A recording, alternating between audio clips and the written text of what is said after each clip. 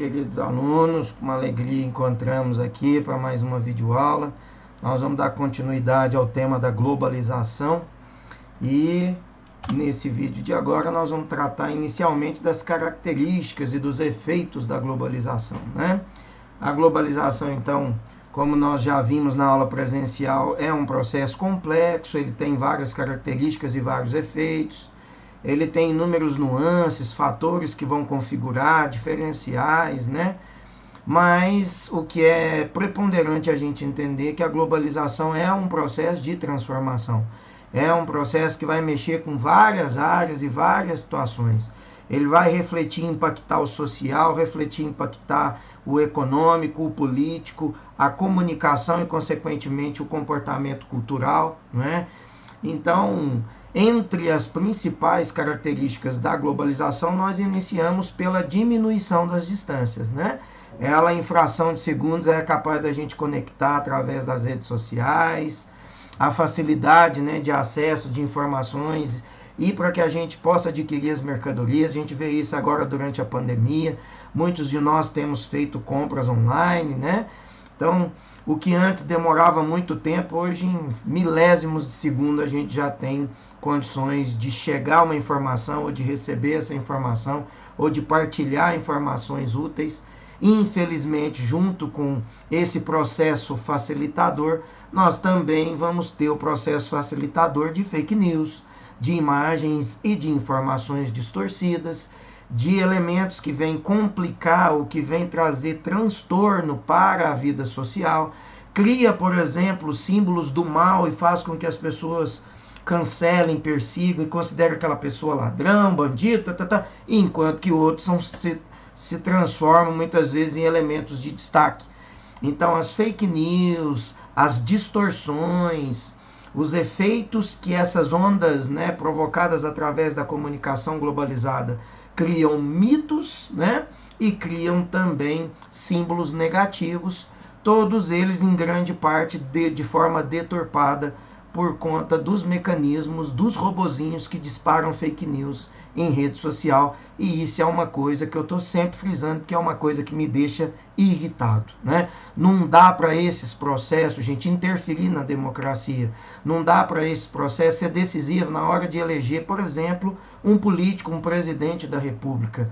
Não dá para esses processos inverter em ônus de políticas importantes como a política nacional de direitos humanos, que é totalmente deturpada, invertida, exatamente por conta desses robozinhos que ficam disseminando porcaria, que ficam disseminando informações invertidas, não reais ou mentirosas, a respeito de uma série de elementos importantes, culturais, baseados no direito. Algumas dessas informações que inclusive a gente já trabalha ou já trabalhou esse ano nas nossas aulas, e no entanto eu vejo como que isso vem sendo deturpado por conta desse elemento criminoso que é a utilização de redes sociais do mundo globalizado para disseminar fake news e notícias mentirosas, tá? Então, muito cuidado com isso, né, gente?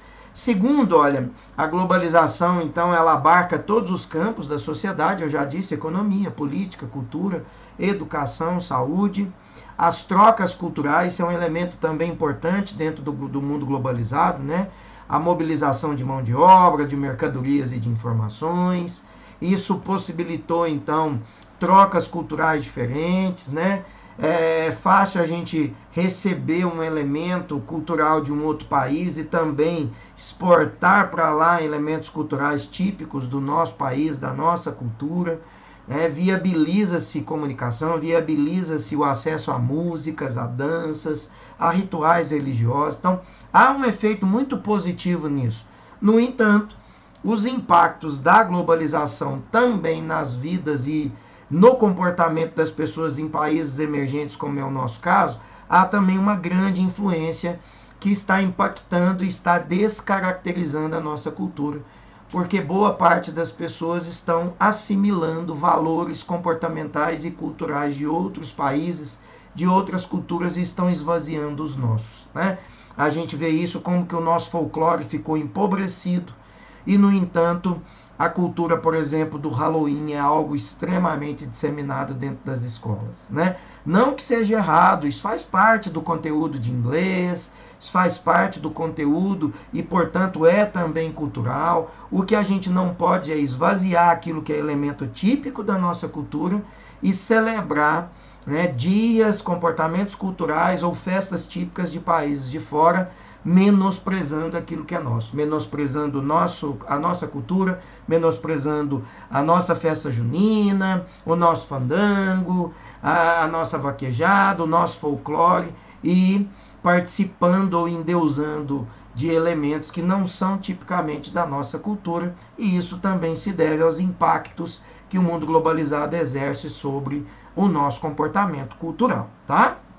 Então isso é importante. Uma outra questão bastante delicada que nós vamos reservar mais adiante, uma aula para a gente falar só sobre globalização e desigualdade social. A globalização impactando miséria, a globalização e a exploração através das relações de trabalho, a globalização e a flexibilização de leis trabalhistas, como terceirização aprovada no Brasil, reforma da Previdência aprovada no Brasil, reforma trabalhista aprovada no Brasil, a lei da pandemia 14.020, né, aprovada agora durante a pandemia. Então, quer dizer, há várias leis que vêm claramente demonstrando, sobretudo para quem entende um pouco de direito, como eu, 22 anos advogado, impactando as questões elementares do direito, da seguridade social, né, da questão fundiária, né, do fundo de garantia, da questão de subsistência da classe trabalhadora, da proteção da classe trabalhadora mais idosa e, sobretudo, gente,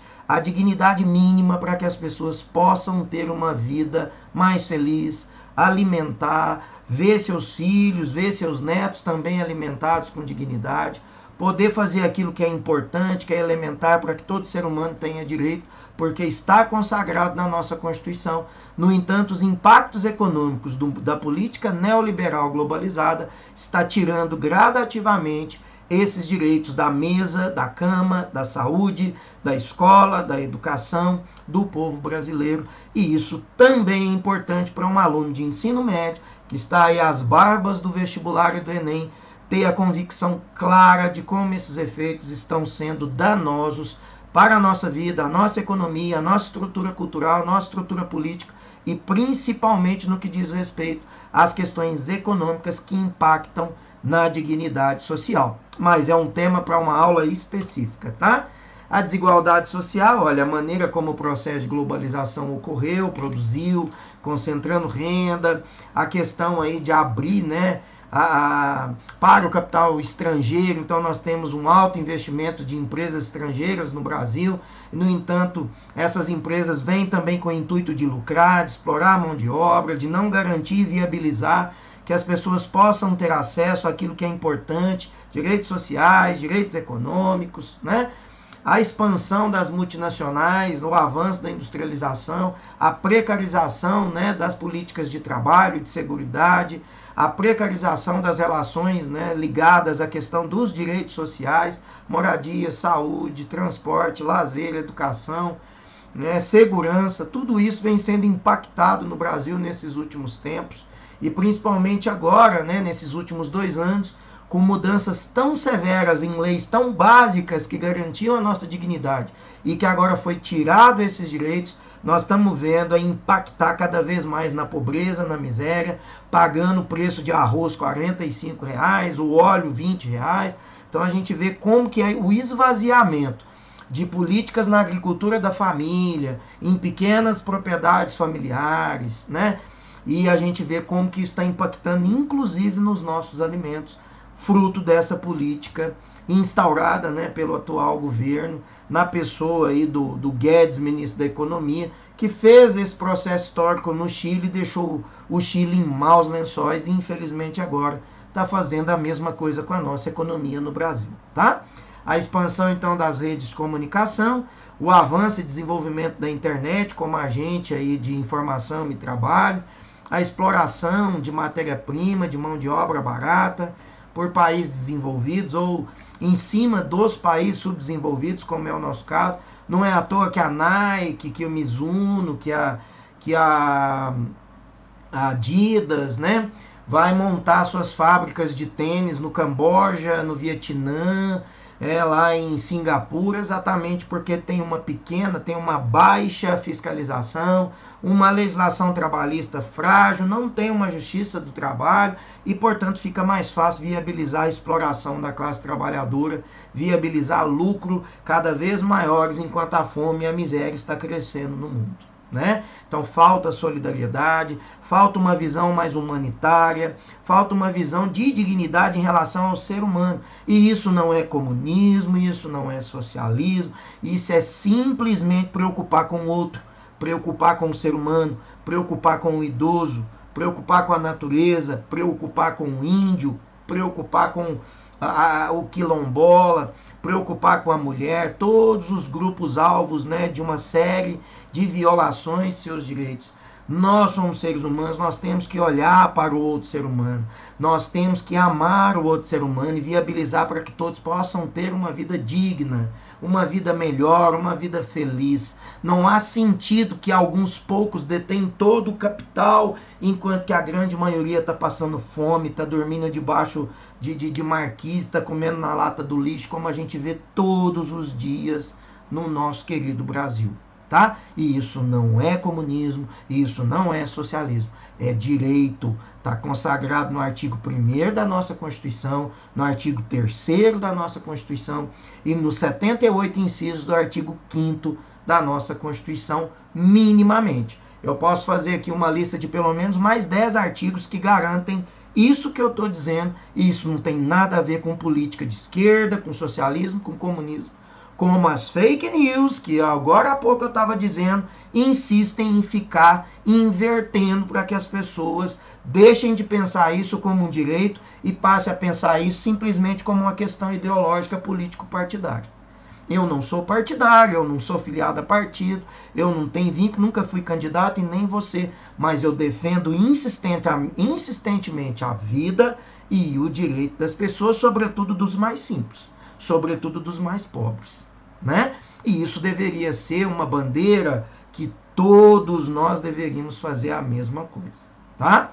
Então, o surgimento de blocos econômicos, com esses blocos como, por exemplo, União Europeia, como, por exemplo, Mercosul, como, por exemplo, BRICS, nós vamos ter potencializado ali mecanismos que vai, ou em focos econômicos, né, que possam servir aí exatamente para que a gente entenda todo o processo de organização mundial e a garantia da dignidade do ser humano.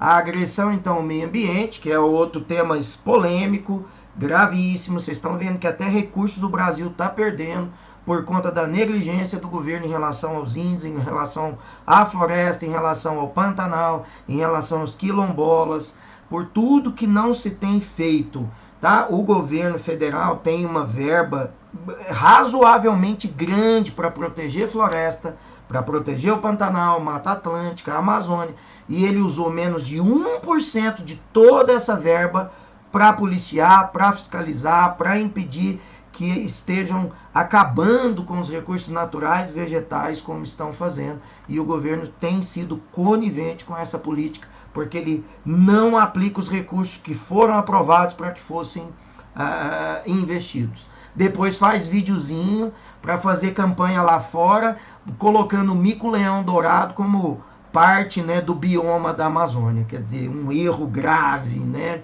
lamentável, né, que faz com que a gente tenha ainda mais vontade de resolver a questão ambiental, impactada pela ganância desse capital internacional, pela ganância tacanha de vender para fora com dólar, né? A ação de pecuária extensiva, a ação, né, de madeireiros, a ação de usineiros, a ação de mineradoras. Então há todo um processo grave na Amazônia, e eu estou falando porque morei lá 2 anos. Né? Então estou falando daquilo que eu vi, né, daquilo que eu vivi.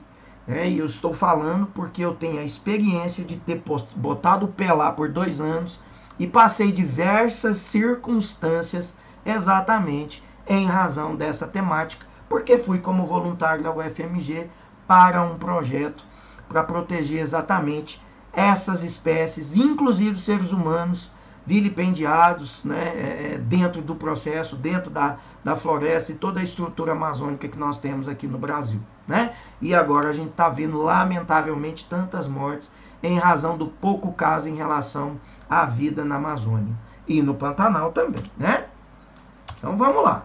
Aí tem uma questãozinha que vai trazer para nós uma reflexão a respeito, né, dessa temática, caiu no Enem de 2016. Eu não vou ler a questão por causa do tempo de aula, tá, gente? Mas vocês podem observar aqui que tem, olha, a produtividade graças ao just-in-time dos fabricantes e distribuidores de bebida, realizar o valor tais mercadorias, a forma de trabalho dos vendedores é a mais primitiva. Então tem toda ali uma demonstração temática que o texto traz para nós.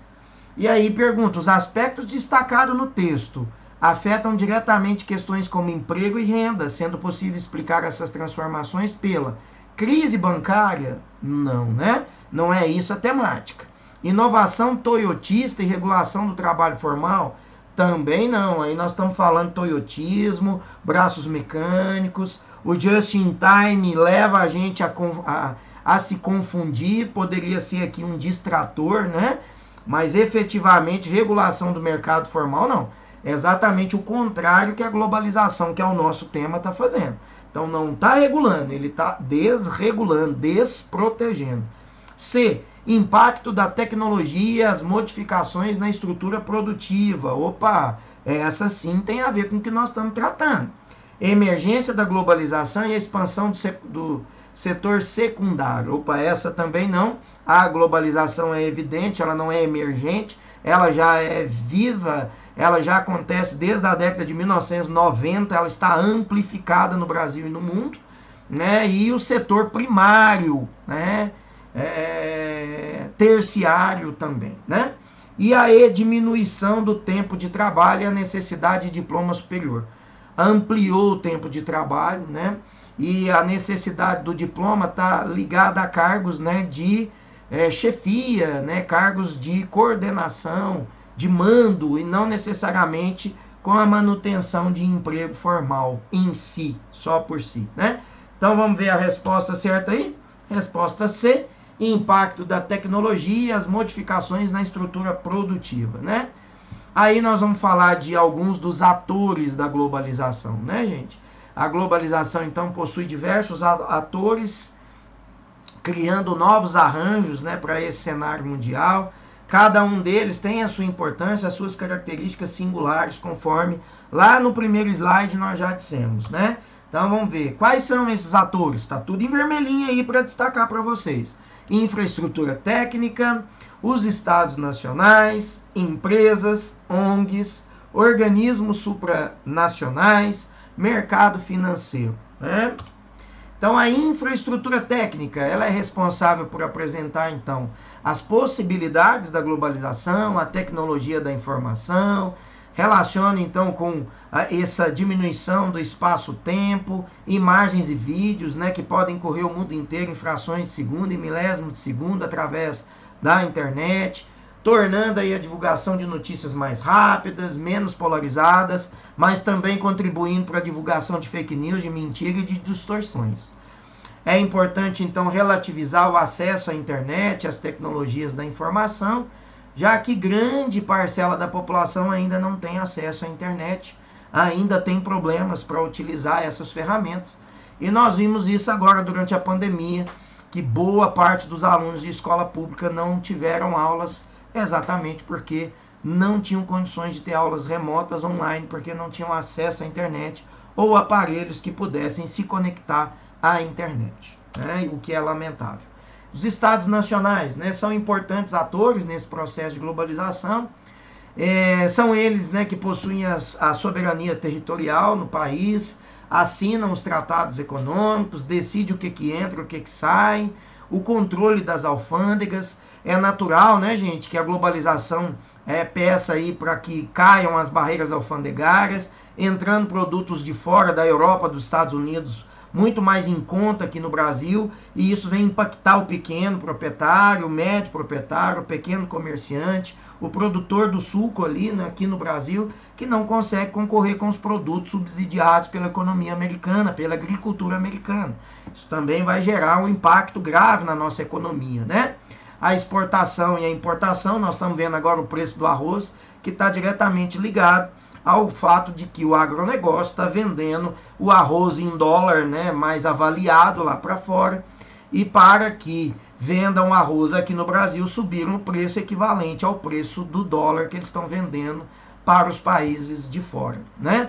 Por que nós não temos arroz para manter aqui o mercado? Exatamente porque a pequena e média agricultura familiar está sendo extinta no atual governo, e é exatamente por conta disso que os pequenos varejões, os pequenos mercados, o mercado interno, está faltando alguns desses produtos, ou nós estamos pagando um preço muito mais alto para ter acesso a eles, exatamente porque o agronegócio, o grande empresário, aquele que produz para exportação, ele está aproveitando a alta do dólar e a queda da nossa moeda para vender o seu arroz, a soja, o milho, o feijão, por um preço muito mais alto para o mercado externo. E, portanto, está faltando produto no mercado interno, porque o pequeno e médio produtor, a pequena propriedade rural familiar está sendo extinta por falta de incentivo do atual governo, né? As empresas, então, olha, estão presentes, né, no nosso cotidiano, através de seus produtos, os investimentos. Tem aí umas logos, tem aí as marcas, tem aí tudo aquilo que faz parte, né, do nosso cotidiano, da nossa fantasia, seja criança, adolescente ou adulto. Mas boa parte dessas principais marcas eu coloquei aqui para vocês, para representar essas empresas no mundo globalizado, né? O importante papel que essas empresas têm, o nosso consumo e a nossa dependência em relação aos produtos disponibilizados por essas empresas, né? A produção, então, ao redor do mundo, criando aí uma rede de produção global, né? Típica da terceira revolução industrial, que é aquela da tecnologia e da informática, né? Então, os organismos não governamentais, olha, não importantes, grupos, né, não surgiram com a globalização, mas certamente a globalização alterou as estratégias de atuação desses organismos, dessas ONGs. É por isso, por conta dos impactos ambientais, que nós vamos ter WWF, Greenpeace, é por conta dos impactos na Amazônia que nós vamos ter movimentos ambientalistas que estão lá batendo de frente exatamente para proteger a floresta, para proteger o Pantanal, né? Nós estamos vendo membros ou ex-funcionários do INPE, que é o que lida com a área que afere as queimadas no Brasil.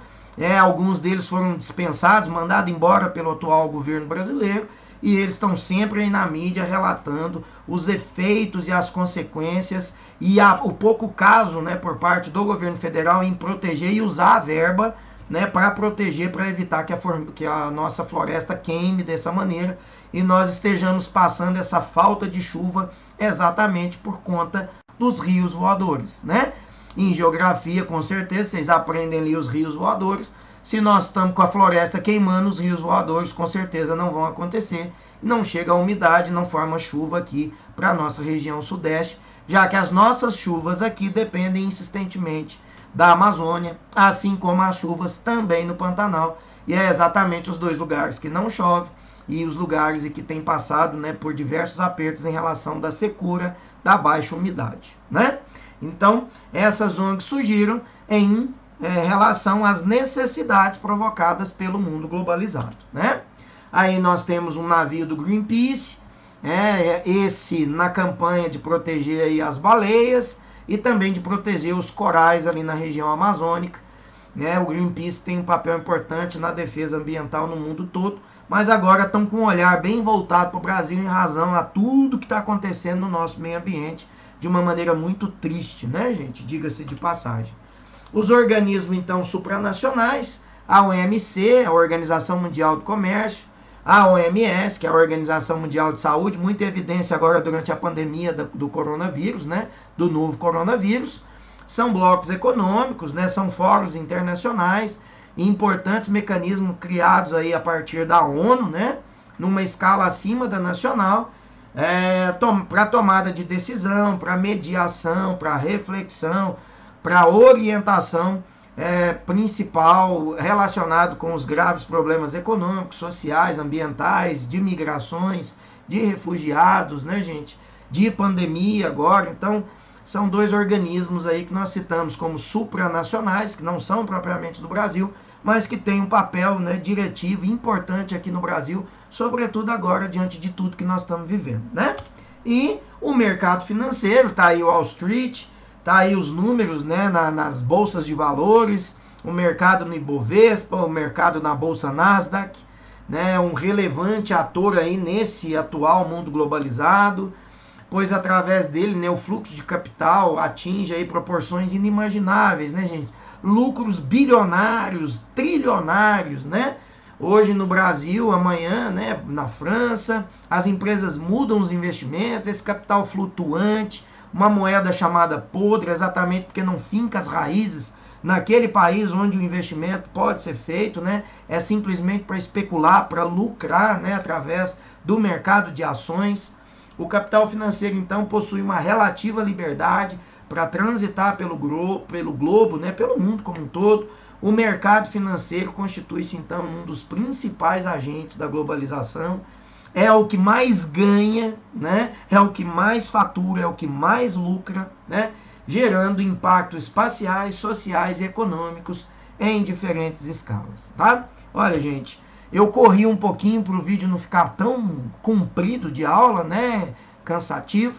Agradeço a presença de vocês e espero vocês nas próximas videoaulas. Fiquem firmes, façam os exercícios para que vocês aprendam que esse tema é muito importante, tá? Um beijo grande, tudo de bom.